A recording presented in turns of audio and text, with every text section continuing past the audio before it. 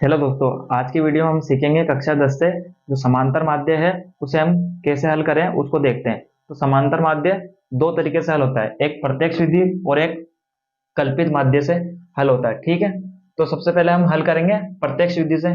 ठीक है, तो प्रत्यक्ष विधि से हल करना है तो ये जैसे हमारे पास सवाल दे रखा है, ये वर्ग दे रखा है और ये एफ दे रखा है। ठीक है, तो इसे हमें हल करना है। ठीक है, तो सबसे पहले बनानी है आपको सारणी।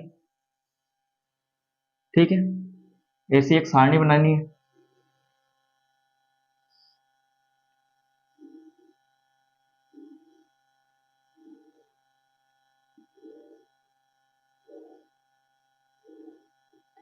ठीक है, ये सारणी बना दी। उसके बाद में क्या करना है आपको, सबसे पहले लिखना है वर्ग। वर्ग लिखना है यहाँ पर। उसके बाद में आपको लिखना है एफ। ठीक है, अब वर्ग वर्ग और एफ के बाद में लिखना है आपको एक्स। एक्स का मतलब होता है कि बीच में। ठीक है, यह मध्य। उसके बाद में लिखना है इन दोनों को, फिर आपको इंटू करना है तो यहाँ पर लिख देना है एफ एक्स। एफ और एक्स इन दोनों को इंटू करके यहाँ पर आ जाएगा एफ एक्स। उसके बाद में क्या करेंगे, वर्ग दे रखा है तो वर्ग लिख देना है ऐसा कैसा।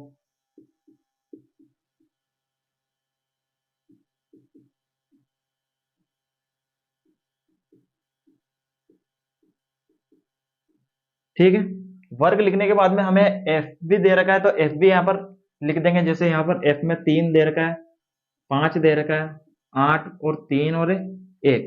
ठीक है, एफ लिखने के बाद में क्या करना है एक्स।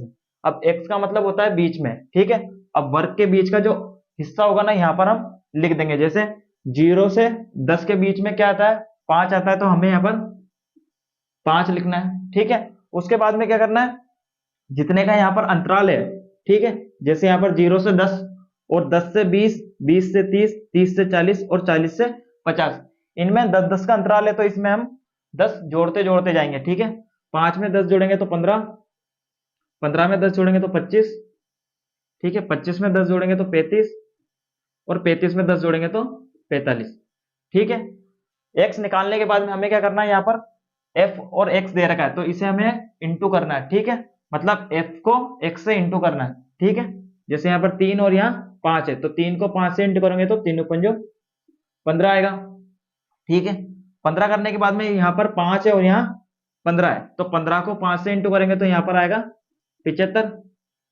ठीक है, उसके बाद में यहाँ 8 है और यहाँ 25 है। अब 25 को 8 से इंटू करेंगे तो यहाँ आएगा 200।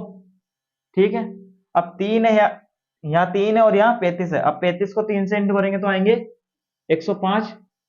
ठीक है, 105 आएंगे और 45 को 1 से इंटू करेंगे तो 45 के 45 आएंगे। ठीक है, अब ये करने के बाद में क्या करना है, जहां पर भी एफ दे रखा है, ठीक है, उसकी हमें जोड़ करनी है। ठीक है, जैसे यहाँ पर एफ दे रखा है और यहाँ पर भी एफ दे रखा है तो इन दोनों डब्बों की हमें जोड़ करनी है। ठीक है, जैसे यहाँ पर एफ लिख देंगे, एफ के पहले आपको लिखना है यहाँ पर सिग्मा।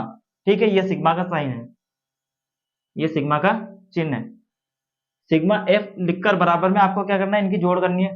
तो 3 और 5 होते हैं 8, 8 8 और 8 और 8 होता है 16, 16 और 3 19 और 1 यहाँ 20 लिख देना है। ठीक है, उसके बाद में यहाँ एफ एक्स दे रखा है तो यहाँ पर इसकी भी जोड़ करनी है। ठीक है, यहाँ पर 15 है और यहाँ 75 है, 15 और 75 को जोड़ेंगे तो 90। उसके बाद में 200 तो 290। ठीक है, ये 395, 395 में हम ये करेंगे 45 जोड़ेंगे तो यहाँ पर आएंगे 440। ठीक है, उससे पहले आपको यहाँ पर भी लिखना है। ठीक है, यहाँ पर सिग्मा, जैसे यहाँ पर सिग्मा लगाया तो यहाँ पर भी सिग्मा लगाना है। फिर एफ है तो एफ और एक्स है तो एक्स लगा के बराबर में आपको यहाँ पर 440 लिख देना है।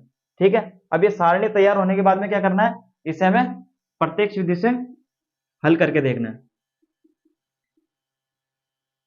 ठीक है, अब प्रत्यक्ष विधि का सूत्र होता है एक्स बार बराबर sigma f, sigma f x बटेवा सिग्मा एफ। ठीक है, अब इसी तरीके से सूत्र लिखा है। ठीक है, ये सूत्र लिखने के बाद में क्या करना है, जैसे यहाँ पर सिग्मा एफ एक्स लिखा हुआ है तो सिग्मा एफ एक्स पे क्या आ रहा है 440 तो 440 लिखना है। ठीक है, बटेवा में सिग्मा सिग्मा एफ है तो सिग्मा एफ में 20 आ रहा तो यहाँ पर 20 लिख देना। ये लिखने के बाद में क्या करना है, इसे हमें भाग करना है। ठीक है, भाग करेंगे, जैसे 0 से 0 गया। ठीक है, 2 एकम 2 2 दूनी 4, 2 एकम 2 2 दूनी 4। यहाँ हमारे पास 22 आ रहा है, तो यही हमारा आंसर होगा। ठीक है,